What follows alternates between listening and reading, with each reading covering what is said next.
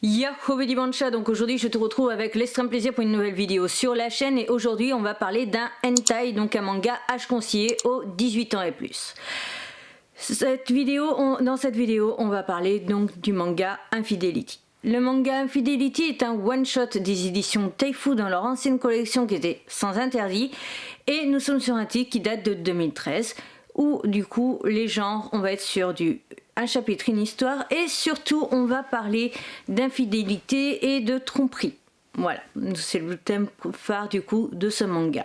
Pour ce qui est des couvertures, on va pas trop en parler parce qu'à l'avant donc on a juste une très belle illustration que l'on retrouve du coup dans le manga. On reconnaît le couple et la scène vu que c'est dans des WC publics. Pour ce qui est tout simplement de l'arrière, on a plusieurs images sur les côtés qui reprennent des pages du manga, plus une image d'une femme assez provocante à l'arrière. Donc voilà, je vais pas te la montrer parce que très clairement j'aurais trop de floutage à faire et j'ai clairement la flemme et il n'y a pas trop d'intérêt. Moi je n'aime pas trop ce genre là parce que, alors c'est pratique parce que comme les mangas sont sous blister, tu peux voir la qualité de dessin et tout ça, mais personnellement c'est pas un truc que j'apprécie et puis il y a trop de floutage à faire et ça m'énerve. Très clairement. Voilà. On attaque donc avec mon avis et pour ce qui est du manga, donc on est sur un chapitre, une histoire et il y a à peu près 11 histoires différentes. Pour ce qui est de la première, on va suivre tout simplement les aventures d'une jeune femme qui serait mariée et qui va tout simplement tromper son mari avec le voisin. Pour ce qui est de la deuxième histoire, on est sur la femme jouée, si je dis pas de bêtises au niveau du titre. Celui-ci en fait on est sur une femme qui trompe son mari, elle envoie des messages et tout ça à un mec et on voit qu'elle va quelque part et elle ment à son mari et ça se voit en fait dans ce qu'elle dit. Et le mari décide tout simplement de la suivre parce qu'il se doute aussi qu'elle le trompe. Et il va découvrir qu'elle va aller, donc c'est la fameuse scène et le fameux chapitre que l'on voit donc du coup sur la couverture. Elle va accepter d'être attachée et les yeux bandés je crois dans des WC publics et que le gars en fait fasse payer des mecs 30 € la passe et puis voilà. Malheureusement en fait son mari a vu ce qui se passait et je te laisserai découvrir comment il réagit. Ensuite, pour l'histoire suivante, on est sur donc une société où l'homme du coup travaille et il a quelques petits problèmes et en fait un de ses chefs va proposer à la femme en lui disant écoute, ton mari là je suis sur le point de le virer mais si tu acceptes mes conditions en fait, je veux bien accepter de garder ton mari et de garder l'emploi de ton mari, enfin ton mari et son emploi voilà, en échange tu le protèges en gros et tu acceptes de coucher un peu avec tout le monde et il va s'avérer qu'un jour ils vont s'amuser tout simplement à faire venir son mari, il a les yeux bandés donc il ne sait pas ce qui se passe et il va tout simplement coucher avec une femme. Donc lui il sait qu'on lui demande en fait pour garder son emploi d'accepter de coucher avec une femme qui ne voit pas et elle on lui dit si tu veux que ton mari garde son emploi tu vas devoir coucher en plus cette fois-ci avec lui.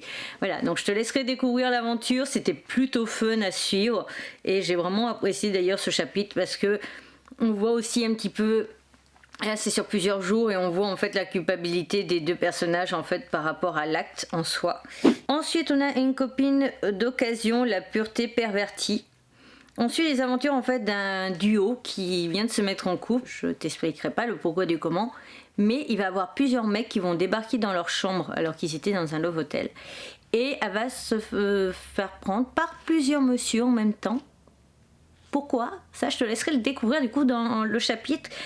C'est vraiment pas mon préféré, au contraire c'est celui vraiment que j'ai le moins apprécié. Ah oui c'est vrai, la fille et les coins de table, en fait on est dans une école.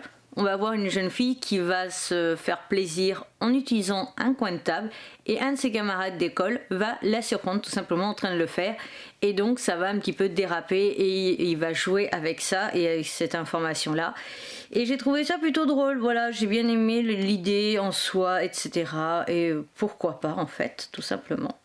Donc c'est tout ce que je vais te dire au niveau des histoires, j'ai pas trop envie de t'en raconter plus Pourquoi? Parce que tout simplement, je me dis aussi que c'est un titre qui date un petit peu, donc je suis pas sûre qu'il soit très trouvable. Par contre, j'ai donné un avis sur l'ensemble du volume, bien qu'on soit sur du un chapitre, une histoire, et comme tu as pu le constater, on a beaucoup d'histoires, parce qu'on en a 11 ou 12. C'est quand même plutôt pas mal, c'est assez bien développé dans son ensemble, malgré le fait du coup qu'on ait très peu de pages pour chaque histoire.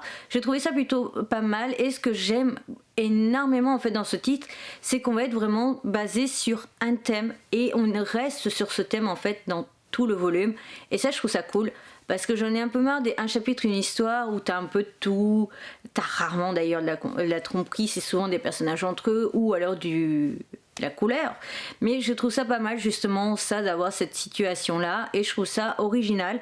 Parce qu'après il y avait eu un titre un peu comme ça chez Hot Manga, mais c'était pas exactement pareil, et donc du coup je trouve ça plus intéressant, et du coup intéressant aussi de lire deux titres à peu près dans le même genre, et ça permet aussi de changer.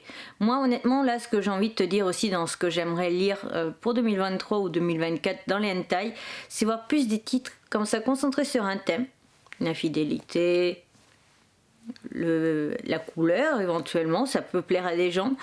Donc après il y avait eu un par exemple sur l'inceste, etc. Mais je trouve ça vraiment intéressant d'avoir des thèmes bien particuliers, et ce que j'aimerais vraiment voir beaucoup plus, c'est des hentai halloweenesques.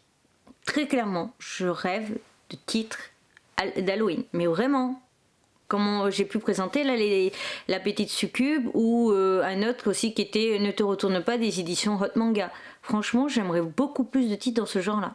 Voilà, donc c'est tout en ce qui concerne cette vidéo hentai. J'espère quand même qu'elle t'aura plu malgré le fait que j'ai pas voulu t'en raconter trop. Je te retrouve donc bientôt pour une nouvelle aventure, ma précédente vidéo hentai, la playlist, ma tête de panda pour t'abonner, mes réseaux sociaux et le compte Vinted. Sur ce, je te retrouve bientôt pour une nouvelle aventure. Bye bye.